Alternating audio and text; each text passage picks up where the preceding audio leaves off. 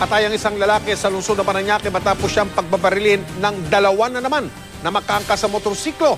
Ang krimen ay nahuli kam. Nakatutok si Ian Cruz. Ilang minuto bago mag-alas 11 ng umaga kanina, makikita sa CCTV footage ang lalaking ito na nakaasul na damit na naglalakad sa bangketa ng Ninoy Aquino Avenue sa Irasan, San Dionisio, Parañaque. Ilang segundo lang ang lumipas. Dalawang lalaking sakay ng motorsiklo ang dumating at agad pinaputokan ng baril ang biktima na agad bumagsak. Nilapitan pa ng back rider ang biktima para mas mapuruhan. Maging ang rider, pinutukan din ang biktima. Ilang putok? 6 na narinig ko po, sir. Walang salitaan. Wala po.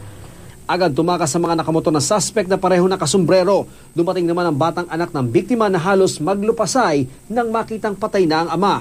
Ayon sa Parañaque Police, 7 basyon ng kalibre 45 baril ang kanilang natagpuan sa crime scene. Kinilala ang biktima na si John Usman alias Bikak at nakatira sa compound malapit sa pinangyarihan ng krimen.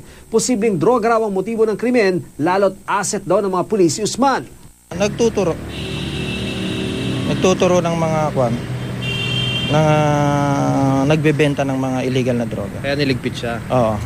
Aminado mga pulis, mas kailangan paigtingin ng police visibility at pagbabantay laban sa mga masamang loob na kinakasangkapan ng motorsiklo sa pagsasagawa ng krimen.